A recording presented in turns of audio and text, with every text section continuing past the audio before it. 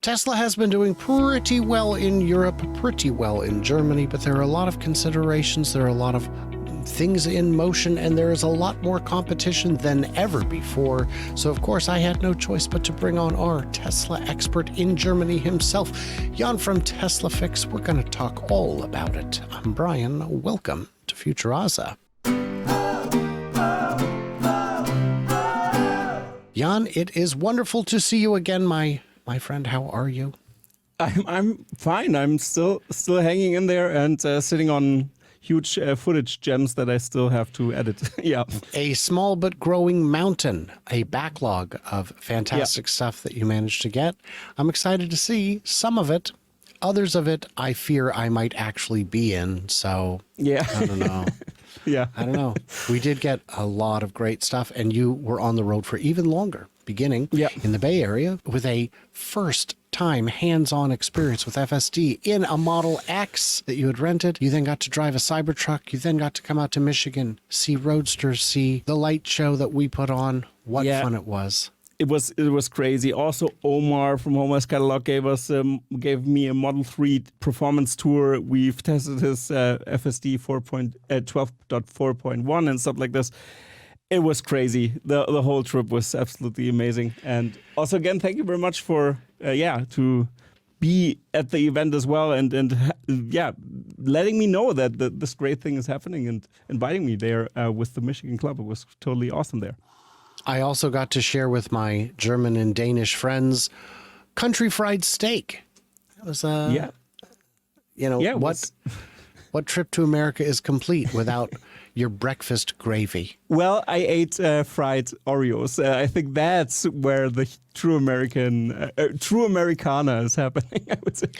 You know, as I told that story that you guys tried that for the first time, and my gang was like, we've never tried any of those things. So we went and tried a deep fried Twinkie and a deep fried Oreo, and they were fine. It was like a corn dog without the meat and with some whipped cream on top. I was like, well, at least we can say we tried it. Yeah. But, I mean, they had to surgically remove some of the deep fried Oreo from my stomach. And I'm fine now. I'm fine. At least it didn't make it to your arteries. That is where I am storing mine in perpetuity. That's good. That's good. This is all. This is it. This is great. Thank you, everybody, for tuning in. Oh, you know what? We should probably talk about this while we're here. Why don't we jump over to Tesla gets German Environmental Authority approval for site expansion, but do they? What is this about? What does it mean? So this means that they are able to expand the northern part, but it was a huge problem with the protesters still. So now I hope that everything will be resolved. I mean, that's a good sign. So this also means they have went through the ringer with all these people that also not protest, but were against it and had a vote on this. So they kind of pacified this and. Worth noting, the initial approval only allows them to set up an asphalted logistics area for new vehicles and stairwells on the processing plant and an access guard. So it's not like it's a huge deal. I did want to point out, I do see from time to time people saying that Germany hates Tesla. The politicians there hate Tesla. And I would argue that this is proof that they don't. There was a vote that was held about should they be allowed to, but it was a non-binding vote. The vote failed. Or the vote passed. They said, yes, definitely. The 600 of us who live next door definitely don't want them here. But the thousands who work there do. The businesses in the area do. Everybody else does. Yeah. The politicians do as well. So let's not confuse the politicians and policymakers with the very noisy activists who look like tree people, because they smell like tree people. And they live in the tree. And they live in the trees. Stop the expansion there, yeah. Now, in terms of the headwinds we're talking about, this Euro news, BYD may overtake Tesla to become the biggest EV seller in Europe. Does this sound right to you?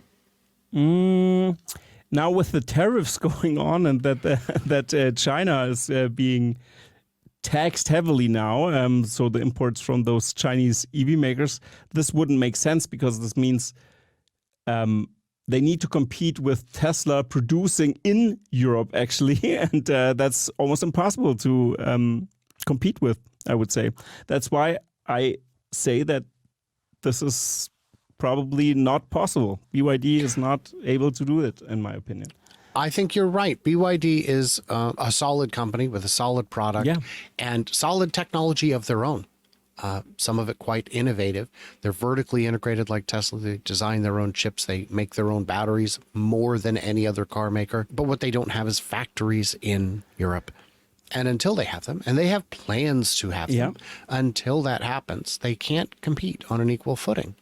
Now, when we were talking the other day about expanding Model 3 production into Berlin, after the show ended, you shared with me a theory about what you think they might do instead. Yeah, so they could produce the Model 3 there, or they could also just increase production of the Model Y or reduce the price of the Model Y in Europe at least, and then make it more competitive because they are producing it in Berlin, actually. So that's my theory as well, that they could just do that. And the Model Y actually is way more seeked out than the Model 3. And I think when they finally do some kind of facelift of the Model Y, I think this will drive sales as well. So I think we might be pretty close to Juniper.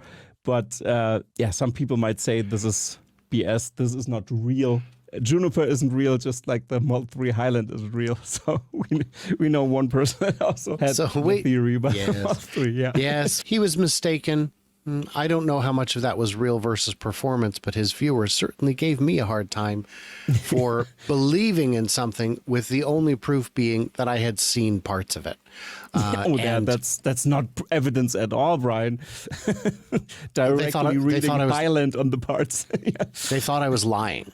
But stick around long enough, you'll figure out that that's not something I generally do. I've also had people tell me that I hate every brand that isn't Tesla, which is crazy. It was because I didn't like Lucid. And it's not that I don't like Lucid, it's that I have seen behind the curtain and I know what's going on there. And I've got a story about that I can share off camera. I'm not allowed to disclose it, but share it on background. But there are a lot of people in Phoenix who know what's going on at Lucid. So there is, and then I've also had people say, you hate Tesla. You're secretly against Tesla because you had a bad experience with FSD version 11. That also doesn't make sense. It's just needs one version additionally to turn you around. I mean, if the product is good, I would consider you as very objective and also looking into the facts. So I wouldn't agree with those people. It doesn't serve me well. The people who watch me really appreciate it, but they do not make up the majority of viewers in the space. If I was very harsh one way or very overly, unduly favorable the other, I would be more financially successful. But I prefer being able to sleep at night while crying. No, with the Model Y refresh, it is absolutely happening. We have new spy shots of it out for testing in California. And it's not just a facelift. If it was just changing the lights, they could do that in their sleep. That would have already been done. Put a new hood on it. That's so effortless. No, this will have the kind of changes we saw with the Model 3. Exactly. Certainly, we'll see the rear infotainment. We'll see the better ride handling. We'll see the quieter cabin. We'll see better dynamics overall. It's going to be. We also saw a Model Y with different foam inside of the wheel wheels or the wheel well. Yeah, exactly. And they tested the foam there. I think that's also for sound dampening the Model Y. But this was months ago. So interesting. That's my connection that I draw on there as well. But let's see what they're really up to. Yeah. EV sales crashed 16% in Germany, but that's nothing compared to Tesla's 42% decline year over year. What about this? What's going on here? Well, I'm not really sure what happened, why the market is so scared right now, but I think it's also due to inflation kind of hitting hard. People don't want to spend as much.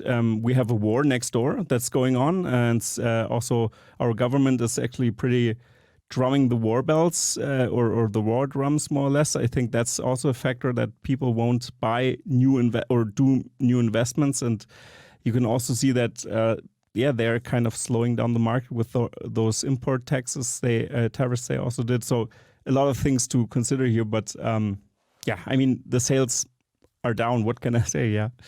Did you know that BYD is selling about as many cars as Ferrari? Oh, that's not good.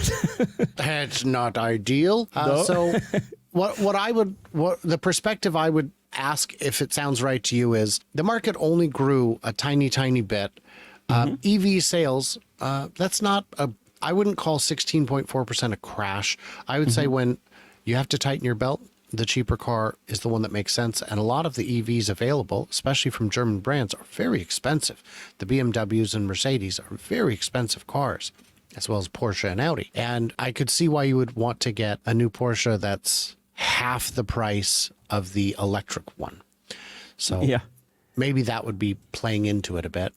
Yeah, it's also so for the overall market, I'm not sure about for the Tesla numbers, what happened there exactly, but in comparison to the overall EV market, it's crashing or declining right now because the legacy car manufacturers are now looking into or trying to sell hybrids as much as they can. And they are shifting their strategy actually, and already shifted that last year. And it's interesting to see now what's happening there, because people who actually tested and bought, for example, the ID3, ID4 from VW that are very brand loyal said, EVs are stupid. I'm going to switch back to hybrids or something else like hybrids or internal combustion engine cars because of that reason.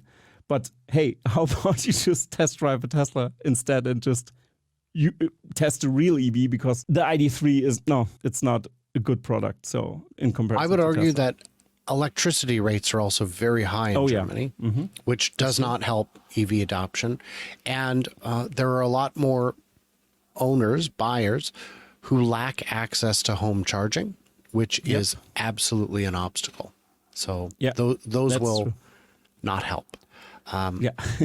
Then we've got China's EV registrations in Germany in April. This isn't the most up to date, but it is an interesting snapshot. NIO 53, BYD 183, MG 1304.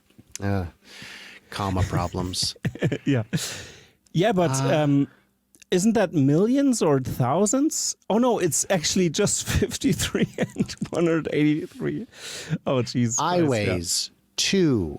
That's not ideal. Well, Maxus 7, Lotus 26. Wow, 20 Link & Co. That's interesting, because then I saw one of the rare cars that are driving around here a week ago. Yeah, I saw one on the street. I was like, wow, a Link & Co.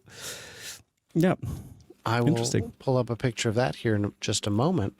And Smart. Smart car. Smart. Yeah, it's called, you pronounce it smart in Germany. Of course. No, that's just a running joke from us. No, you don't, Brian. Don't say smart. I was trying to speak German, and I tried to translate smart phonetically, and that's not how you say it. It's just smart or smart. Smart. It's funny. You guys, you have to know by now that if you weren't here, we would still be doing this show exactly like this. It would just be a conversation. The only reason I record it is because then it doesn't seem so awkward that I bring slides. Yeah, he always does when we talk. When we talk, I also pull like up casually. a presentation. And by the way, here's what the Link & Co. looks like. Which one did you see? Something like this blue guy up here? Yeah. This is the one they're probably selling? Yeah, I think that's the one. Reasonable?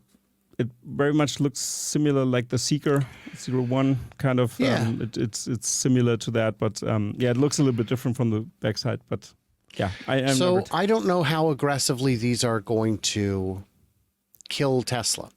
No, I wouldn't say so. So I think interestingly, there's no Tesla on this list, despite the Model 3 being made in Shanghai, because I'm confident the number would be higher than 1,500 for the quarter. Yeah, it would be. It would be by a lot. Yeah, you might meet more people that have bought them than that. Yeah, that's true.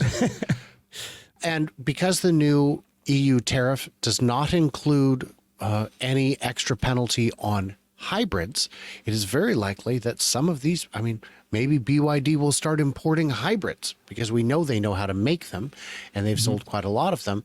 They just don't want to go in that direction.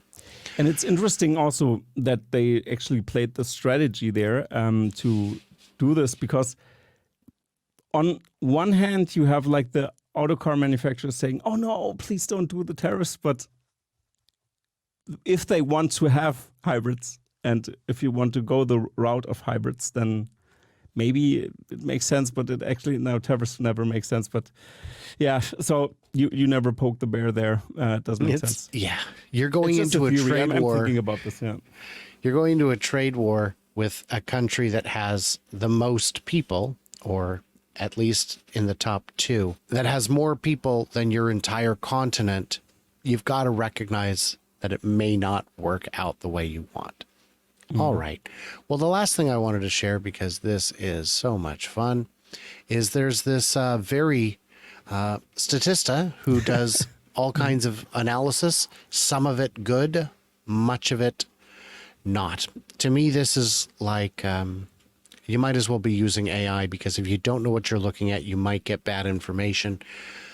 This is showing Tesla unit sales, which you can see have just exploded, but then they kind of flattened out a little. And now forever into the future, they're going to be right around 69. Nice. For the rest of the history of Tesla, it will be like this for the next 20 years. It won't go up. It won't go down. No, exactly like this. It will just plateau. So sell your shares, everybody, now. So it's time. It's so dumb. I don't know where you got the source, Statista Market Insights, which is, I think, a euphemism for they pulled it out of their butt. Yeah, connected cars share. So they're all connected cars. That's useful. They're all electric. Very valuable information. Thank you very autonomous much, driving level. We're just kind of, it's going to, yeah, this is just, and then, it's just, who knows, dude. Revenue's going to flatline. Price, they don't even accurately reflect current pricing. So this is great. This is great. Maybe the intern did this. So a 50-50 split between the 18 to 24s and the 25 to 34s. Those aren't real numbers. Those are not real numbers. No, never. I mean, it's I what have the met hell? Maybe 4 people under 24 that owned Teslas out of the hundreds and hundreds I've met. So this is all. Oh, and this is paywalled. So I'm going to need you. Yeah, the sauce, the real sauce, you have to pay for that. I mean, the intern did a great job here. Oh. And these aren't even the experts. These are just the salespeople. Yeah. So that's great. Statista, you have done a real bang up job. Maybe there is the information that people that short Tesla get their information just from Statista. It will flatline. What? Well, this company's been around this long and they get this many views. You don't trust them? No, because I know things they don't. And to me, that's a good measurement of the quality of information you get from a source, is pick a topic that you know extremely well and go see what they have to say about it. And if what they say doesn't match what you already know to be true, definitely don't trust them about things where you can't express that level of qualified skepticism. Oh, you guys, do me a favor, would you? Head on over to Tesla Fix, see what he's up to. He says don't, but he's got to stop saying that, because it's a fantastic channel with really great guests and some really insightful content. He was one of the first to have a Model 3 refresh to share with the world and give us all the information, which we did on a live stream, which was weird and fun. Yeah. And that's even, it went out earlier than my review. That's still... You still haven't published it. Maybe if maybe someday for my, I'm gonna paywall it at some point, even if anybody wants to watch that. No, it doesn't make sense. I don't know. Maybe it will come out. Who knows? Maybe my Cybertruck review that I did in the US will come out earlier. I guess so. Maybe It feels like it. next weekend. Today, I've got an exciting two-parter. The refreshed third-generation Roadster and my Highland from in the before times. That's what I'm looking forward to. Yeah. Just Old information. Put it in your nice. greatest hits and ask how many people remember this video, and you'll get some going, I swear I remember that video. I haven't seen that. That's so strange, Jan. It's so strange. No, that's just for my very premium exclusive people that pay me so much money that you just go to my hard drive and watch it in my home. That's in the his home. highest tier you can get to watch all the footage corpses that I have in my. I enjoy his channel so much. I am a what he calls couch level supporter, where I got to sleep on his couch. Exactly. So that was a great opportunity. You guys, what did we miss? What did we misunderstand? Leave it in them comments below. Everybody else, like, subscribe, do the usual. You know what you're doing. And if you feel like it, you could throw me $1 or $5 so I can keep going, so I can go back to Germany. Yeah, do that, please. Why don't you just go back? I don't know. Yeah. When's the auto show? I'll think about it. He has to review the smart car finally. Yes. Darren has invited me to Malaysia for the big Asia takeover, big Asia Tesla event. I am considering that, but of course it is quite a hike. Yeah. So I'll think about it. Everybody else, stay tuned, stay juicy, and I cannot wait to hear from you, clever robots in Malaysia.